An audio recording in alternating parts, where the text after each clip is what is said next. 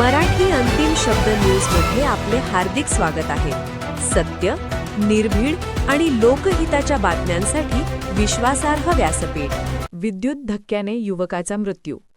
1 वर्षांनंतरही न्याय प्रलंबित. कुटुंबाची हालाखीची परिस्थिती. उल्हासनगर, दिनांक 22 फेब्रुवारी 2024 रोजी उल्हासनगर 4 परिसरात घडलेल्या दुर्दैवी घटनेत सुजल उमेश गाडवकर, वय 22 वर्षे, या युवकाचा विद्युत धक्क्यामुळे मृत्यू झाला होता.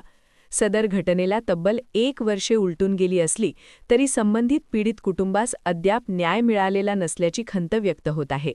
घटनेनंतर विठ्ठलवाडी पोलीस ठाण्यात अकस्मात मृत्यू नोंद क्रमांक 17/2024 CRPC कलम 174 अन्वये नोंद करण्यात आली.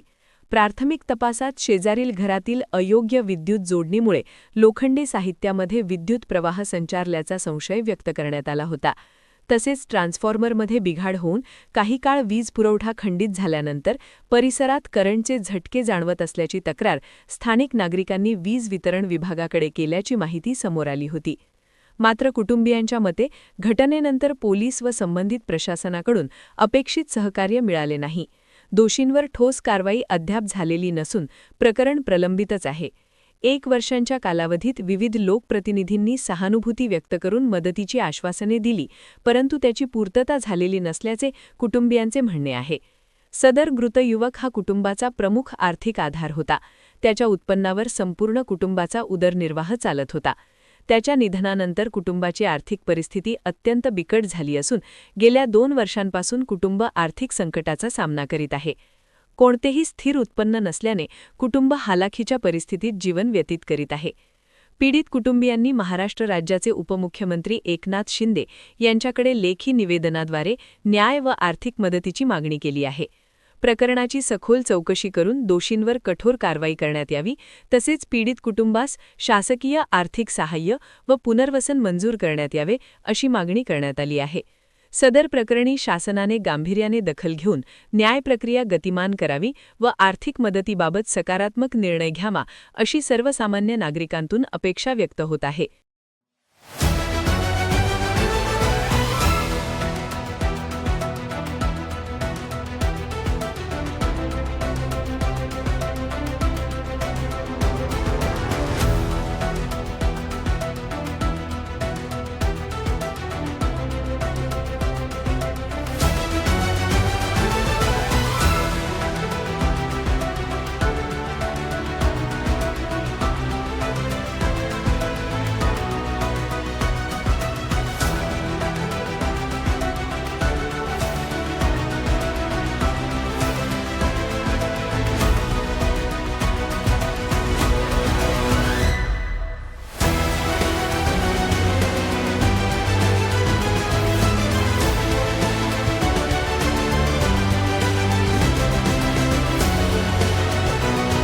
उमेश गाडवकर, राहणार उल्हासनगर 4 मध्ये राधेश्याम नगर येथे 22/2/2024 मध्ये माझ्या भावाचं करंट लागून मृत्यू झाला आणि ते MSCBच्या हलगर्जीपणामुळं आणि आपले इथं राहणारे जे बाजूचे घर त्यांच्यामुळं पण करंट लागला असे ते MSCB वाले बोलत होते.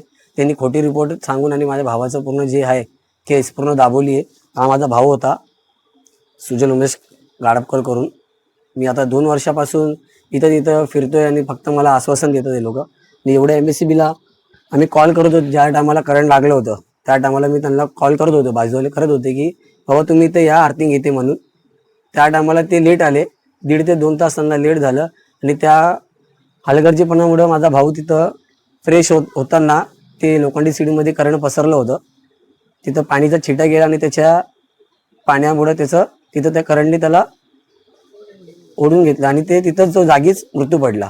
अच्छा, हे तुमच्याकडे जे करंट लागून तुमचा जो लहान भाऊ मृत्युमुखी पडलेला आहे, अपघाती निधन झालेला आहे, त्या अपघाती निधी ज्या ठिकाणी झाला त्याला लागूनच पॉवर सप्लाय MSCBचा आहे. त्या संदर्भात सतत तुझ्याकडून काय सांगणं आहे की तिकडं धोकादायक स्थिती निर्माण होत आहे?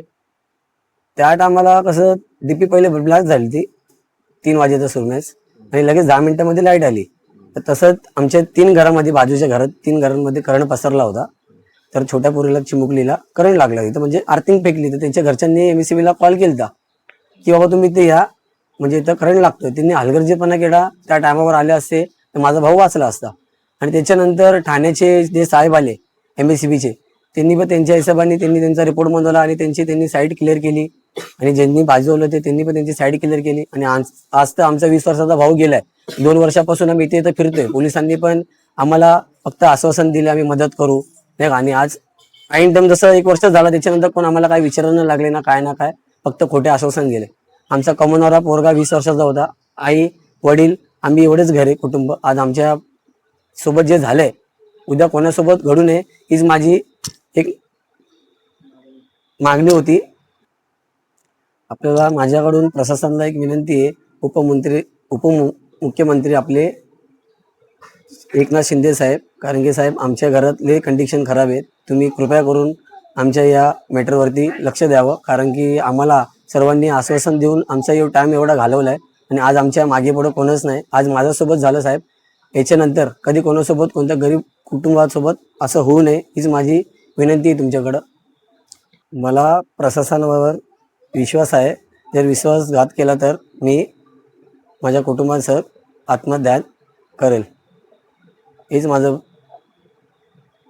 बोलणं होतं साहेब. फक्त माझ्यासोबत जे घडलं त्याच्यावर तुम्ही लक्ष द्यावं. कारण की 20 वर्षाचा माझा भाऊ आहे, त्याचं मृत्यू झाला. आतापर्यंत आम्हाला काय कुठून न्याय भेटला नाही. हीच माझी विनंती साहेब. 2 वर्ष झाले माझ्या पोराला काही नाही भेटलं नाही. असं दुसऱ्या पोरांना असं अपघात नाही हो म्हणून याच्यावर मुख्यमंत्री साहेब लक्ष द्यावं एवढी विनंती आहे. आपण पाहत आहात अंतिम शब्द न्यूज. सत्य, थेट, स्पष्ट. बातम्यांचा खरा आवाज फक्त इथेच.